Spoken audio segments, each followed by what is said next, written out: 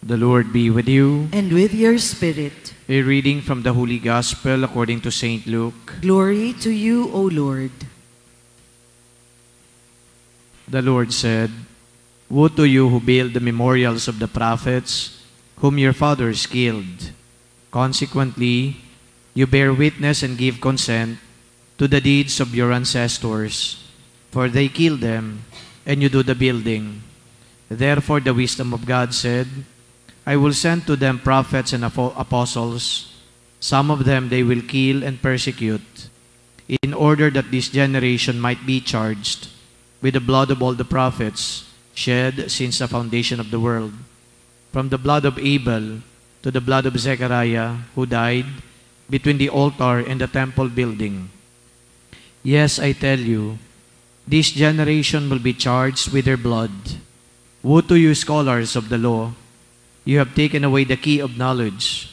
You yourselves did not enter, and you stopped those trying to enter." When Jesus left, the scribes and the Pharisees began to act with hostility toward him and to interrogate him about many things, for they were plotting to catch him at something he might say. The Gospel of the Lord. Praise to you, Lord Jesus Christ.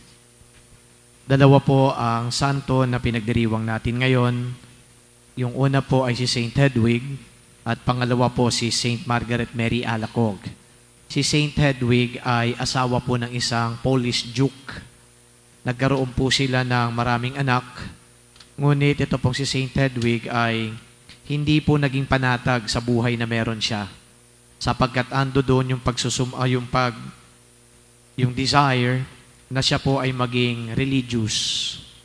Kaya po kinausap niya yung isa sa kanyang mga anak at sinabi niya na gusto niya magmadre. Hindi naman po tumutol at nagkaroon po ng katotohanan yung kanyang wish, yung kanyang matagal ng minimiti nung namatay po yung kanyang asawa. At siya po ay pumasok sa isang religious congregation at tuluyan na nga po siya na naglingkod bilang isang madre. So from a lay person, becoming a religious person. From a married woman, now becoming a nun. Yan po yung buhay nitong si Saint Hedwig. But then again, nung siya po ay asawa ng Duke, nakitaan na kaagad ng pagmamahal sa kanyang kapwa, lalong-lalo na sa mga maghihirap, itong si Saint Hedwig. Siya po ay mapagbigay, siya po ay laging tumutulong sa mga nangangailangan, at nakita din po sa kanya yung kapayakan ng pamumuhay sa pamamagitan po ng pananamit.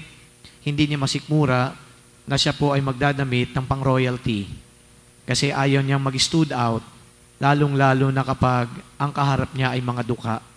Kaya siya ay napakasimple lang sa kanyang itsura, sa kanya pong appearance, because she wanted to be associated indeed with poor people. Kaya yung kanyang pagtulong ay ando dun po, hindi po niya pinabayaan yung mga dukha. Kaya naman ito siguro yung parang mitsa kung bakit ando doon yung pagnanais niya na later on siya ay maging isang madre. Si Saint Margaret Mary Alacoque, bata pa lang ay pumasok na ng kumbento, but she was very sickly. At bilang isang madre na very sickly, hindi po siya binigyan ng mga maraming trabaho. Bagkus siya ay laging nasa kanyang kwarto dahil nga masasakitin itong si Saint Margaret Mary Alacoque. Pero sa kanyang pagiging masasakitin, hindi naman po nasayang yung kanyang pagiging madre dahil meron pong isang araw at nasundan pa ng maraming beses na nagpakita sa kanya ang Panginoon. At dito nagkaroon ng revelation patungkol po sa Sacred Heart.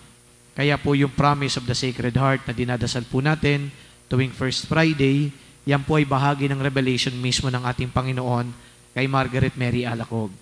But it was not so easy for Margaret Mary to testify to the veracity or truthfulness of the messages that came from the Lord.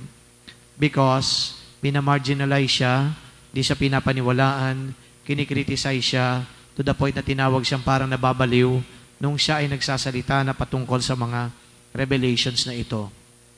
It took one spiritual director for Margaret Mary to be validated. Ma-validate yung kanyang pagkatao bilang isang madre na normal, walang sira sa pag-iisip, at ma-validate din kung ano yung nilalaman ito pong mga revelations galing sa Diyos. So dito po nagumpisa yung pong cult or devotion to the Sacred Heart of Jesus. Katulong niya po dito ang ilang pang mga pari at ilang mga obispo at magpahanggang ngayon, tayo po ay naging deboto ng Sacred Heart. And we owe it to Saint Margaret Mary Alacoque. Silang dalawa, of course, ay namatay na naglilingkod sa Diyos in their own little way. So today, we give respect, we pay respect, and at the same time recognition to these two great women. Sila po ay tinatawag na virgins and religious dahil dinedicate po nila yung kanilang buhay sa paglilingkod sa Panginoon sa pamamagitan ng pagiging madre. Ano yung mga takeaway sa kanilang buhay? You know, sometimes, hindi po mawawala, alam niyo yung ating pagnanais sa makatulong sa kapwa. Maaring hindi po tayo maging santo katulad ng dalawa. But then I think, yung pagtulong sa kapwa ay nasa DNA ng pagiging Kristiyano. Even if we look at the mission of Christ, it is always about going out of Himself in order to reach out and help those in need. Kaya kung halimbawa tayo bilang Kristiyano ay hindi po marunong tumulong sa kapwa, ay ibig sabihin nito, hindi totoo ang pagiging Kristiyano natin. Uulitin ko po, ang charity, ang generosity, ang pagiging mapagbigay, nasa DNA po yan ng ating pagiging Kristiyano. At ito ay pinatunayan ng dalawang santo na ngayon po ay pinagdiriwang natin ang piyesta. Pangalawa po na takeaway natin dito, well, we may be little. Hindi po tayo yung mga tao na may pangalan, may posisyon, maaaring maraming pwedeng gawin, malalaking bagay, but in our own little way, we can do something. And this little way, it may even be great in the eyes of the Lord. Sometimes, sinatawaran po natin yung ating kakayahan. Kayo na lang, wala naman ako masyadong magagawa dyan. At least sila, meron sila magiging contribution. But then you know, when God uses an instrument, He doesn't actually see whether nasa posisyon yan, ito ay merong kapangyarihan, ito ay may sinasabi at influential, pwede kahit sino ay gawing instrumento ng Panginoon. At siguro yung mga maliliit na pagturong na ginagawa po natin, ito ay bunsod na rin ng ginagawang pagiging instrumento natin ng Panginoon. So we are doing this at the service of God. We are doing this to magnify also the greatness of God, not our own greatness. Uulitin ko, we may not be great kasi maaaring maliliit lang yung ginagawa natin. But you know, even with those little things that we do to other people, we are truly magnifying the greatness of the Lord. Hindi tayo, hindi ako, hindi ikaw, kundi ang Diyos. Siya ang nagtutulak para may gawin tayong mabuti para sa ating kapwa. Pangatlo at panghuli, hindi po tayo magiging religious in a sense that pwede kayong pumasok ng kumbento para po kayo ay maging mga madre, pero yung pagdarasal, yung pakikipag-ugnayan sa Diyos, hindi po balakid na kayo ay laiko. You have your own jobs, you go to your work every day, may oras pa yan, pero hindi ibig sabihin, mawawalan tayo ng panahon para manalangin. Yung dalawang ito, laging nananalangin sa Diyos sapagkat alam nila na ito ang kanilang connection sa Diyos. Yes, we may be busy with so many other things, but please do not forget to always be united with God, always be connected with the Lord. And we can only do that through prayers.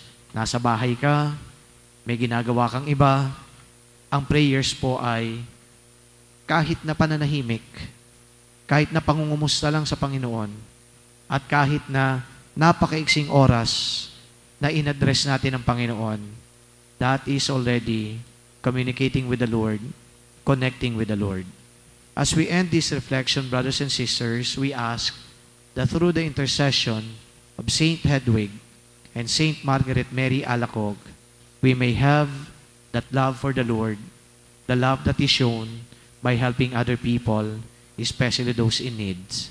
May Saint Margaret Mary and Saint Hedwig pray for us. Amen.